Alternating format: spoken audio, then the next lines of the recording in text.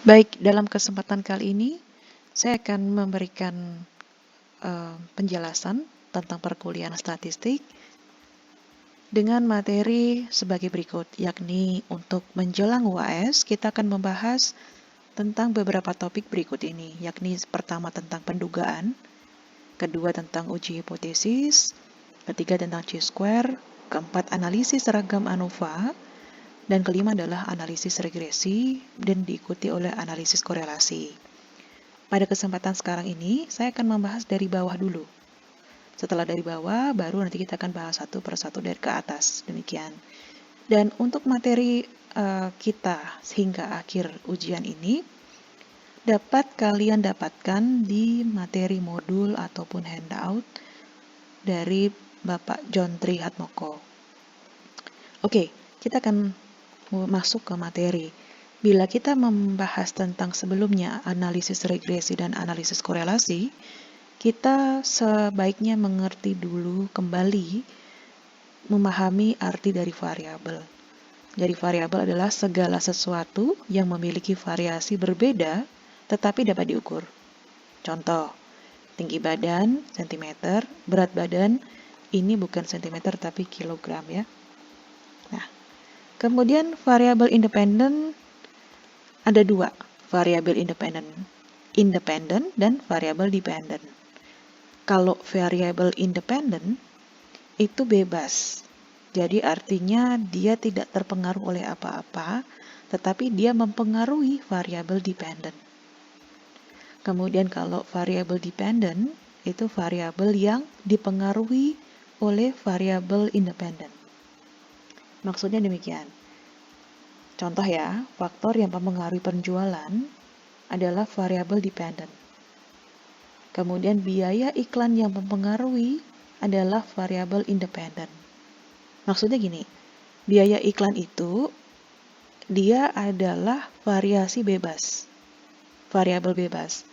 Tetapi untuk penjualan dia akan berpengaruh nih dari biaya iklan. Kalau biaya iklannya besar, iklannya gede, jadi penjualannya jadi akan besar.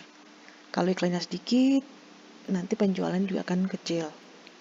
Nah, kemudian, kalau kita kembalikan ke topik pada kesempatan kali ini tentang analisis regresi dan analisis korelasi, ini kekuatan hubungan dari variabel ini dapat dilihat dari analisis korelasi. Jadi korelasi ingin melihat bahwa kedua variabel tadi ini hubungannya itu sekuat apa? Apakah betul-betul saling mempengaruhi atau tidak? Kemudian ada lagi yang analisis regresi. Nah, analisis regresi ini untuk mengestimasi, untuk meramalkan dari hubungan tersebut. Nah, kita akan bahas satu persatu. Untuk analisis korelasi, ini untuk melihat atau mengukur seberapa hubungan antar variabel. Nah, kisarannya ini antara -1 dan 1. Rumusnya adalah gini, R sama dengan N sigma XY dikurangi sigma X dikali sigma Y, kemudian per akar dari perkalian jumlah N-nya datanya dikali sigma X kemudian dikuadratkan, kemudian sigma X kuadrat dikali N sigma dari Y kemudian dikuadratkan, kemudian sigma Y kuadrat. Kalau melihat rumus seperti ini kan tampak membingungkan ya. Kemudian kita akan mempermudah dengan soal. Contoh, soal data beton precast. Rumus tadi saya tulis lagi diulang di sini supaya Anda bisa mengetahui. Jadi ada dua data, satu tinggi beton, kemudian ada diameter beton. Kemudian ini tingginya 35, 49, 27 dan seterusnya dan diameternya sekian. Oke. Kemudian yang kita bisa hitung adalah jumlah dari tinggi beton, kemudian jumlah dari X, kemudian kita tambahkan tabel ke samping dengan perumusan X kuadrat, Y kuadrat, kemudian XY. Lalu masing-masing kita hitung jumlahnya ya. Nah, seperti ini kita bisa lakukan Kemudian hasil dari 1, 2, 3, 4, 5 ini saya masukkan lagi ditulis di sini. Nah, langkah selanjutnya, rumus yang di awal tadi kita tuliskan lagi kembali di sini, kemudian dimasukkan angkanya. 8 adalah jumlah, sigma XY tadi kita sudah tahu, kemudian sigma X kita sudah tahu juga, kemudian sigma Y kita masukkan, dibagi seterusnya, dan hasilnya adalah ini. Nah, kalau dibuat persentase menjadi 88,62%. Artinya apa ini? Ini mendekati 1.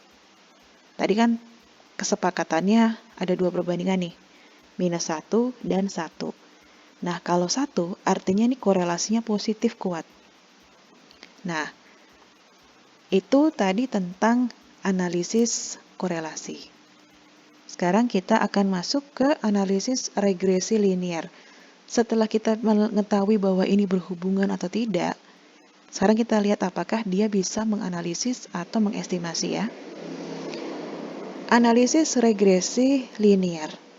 Ini terdiri dari 2 variabel, variabel bebas dan variabel terikat. Tadi yang saya bilang, bebas itu tadi apa? Dependent atau independent. Variabel bebas itu independent, betul. Kalau variabel terikat itu berarti variabel dependent. Nah, rumusnya ini, model regresi populasi.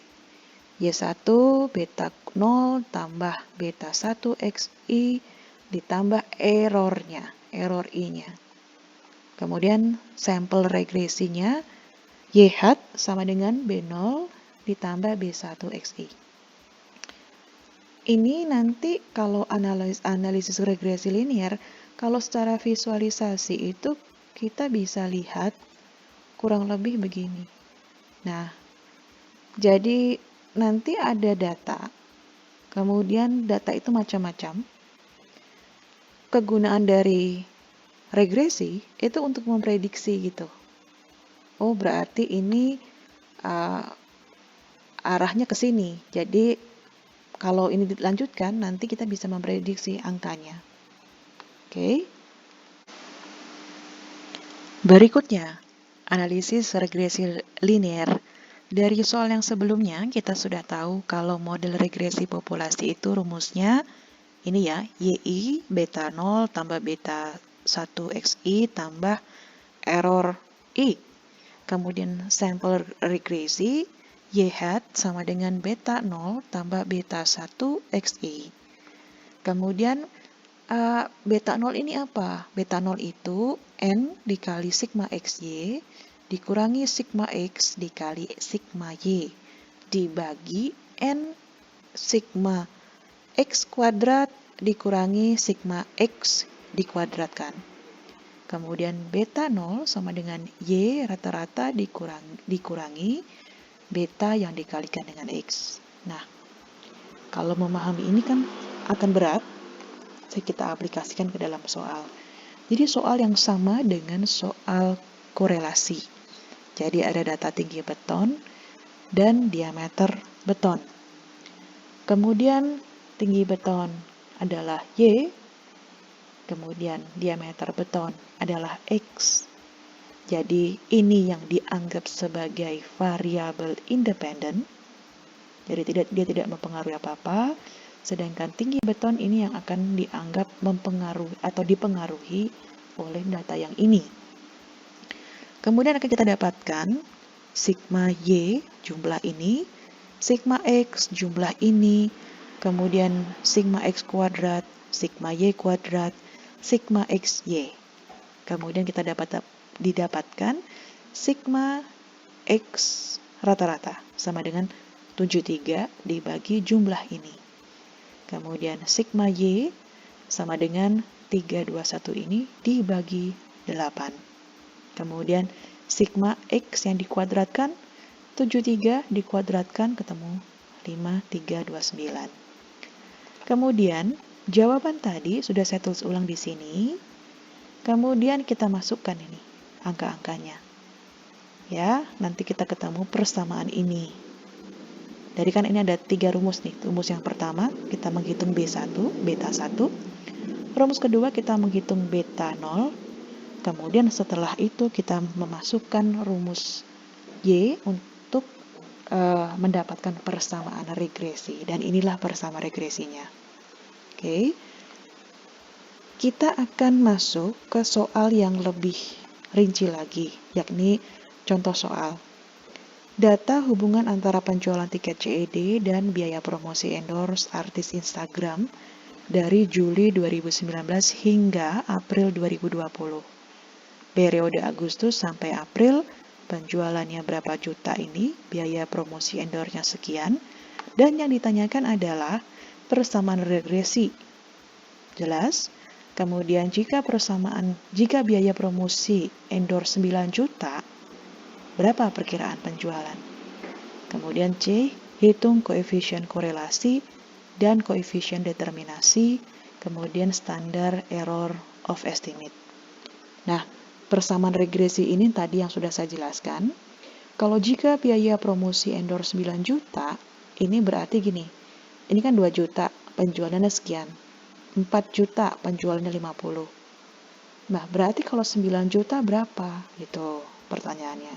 Nah, hal yang paling penting sekarang adalah Anda dulu menentukan dari 2 data ini mana yang data variabel dependent dan mana variabel yang independent. Nah, kalau ini mirip-mirip dengan soal yang tadi ya. Jadi biaya promosi ini merupakan variabel independent atau dependent. Ya, betul. Jadi ini adalah independent, variabel bebas. Kalau penjualan, ini data variabel dependent karena dipengaruhi oleh ini. Nah, oke, langkah selanjutnya kita hitung sigma Y, sigma X, kemudian hitung X kuadrat, Y kuadrat, XY. Kemudian langkah-langkah berikutnya adalah saya berikan ke Anda sebagai tugas. Kemudian silakan lanjutkan pengerjaan ini, masuk ke situs kuliah masing-masing sebagai tugas pengerjaan dan disesuaikan dengan nomor NPM Anda masing-masing. Soalnya seperti ini. Jadi nanti pengerjaannya ditulis tangan. Kenapa ditulis tangan? Supaya Anda bisa mengikuti dari langkah-langkah yang Anda lakukan gitu. Kalau cuman hanya tulis, copy paste, itu nilai edukatifnya tidak ada gitu. Kemudian nanti diunggah ke situs kuliah. Nanti ada 2 soal, soal pertama ini dan soal kedua. Dan disesuaikan dengan nomor NPM Anda. Ini cara bacanya, bila 4A berarti 41, 5B berarti 57, 5C berarti 50 dan seterusnya. Oke, ini soal yang pertama ya. Kemudian nanti dimasukkan di situs kuliah bagian nomor 1. Kemudian yang kedua adalah silahkan kerjakan sama ditulis tangan dan diunggah ke situs kuliah. Nah, kalau ini nanti yang soal-soal yang akan masuk di soal ujian akhir. Jadi soalnya sudah lebih ke terapan ke teknik sipil. Jadi ada data percobaan geser tegangan normal dan tegangan geser. Tegangan normalnya adalah X, tegangan gesernya adalah Y. Kemudian datanya ini. Cara bacanya kalau 1B0 berarti 170. Kalau 10C berarti 100. Kalau 17D berarti 172. Jadi disesuaikan dengan nomor NPM Anda masing-masing. Pertanyaannya adalah buatlah diagram pencar, kemudian tentukan persamaan regresi dan kontrol kebenaran dari persamaan regresi tersebut. Kemudian tentukan harga kohesi dan sudut gesek dalam. Kemudian prediksi kuat geser tanah jika tegangan normalnya di 80, 120, dan 200. Kemudian tentukan koefisien determinasi dan koefisien korelasi. Demikian kurang lebih yang bisa saya sharekan pada kesempatan kali ini. Silakan dikerjakan dan have a nice day.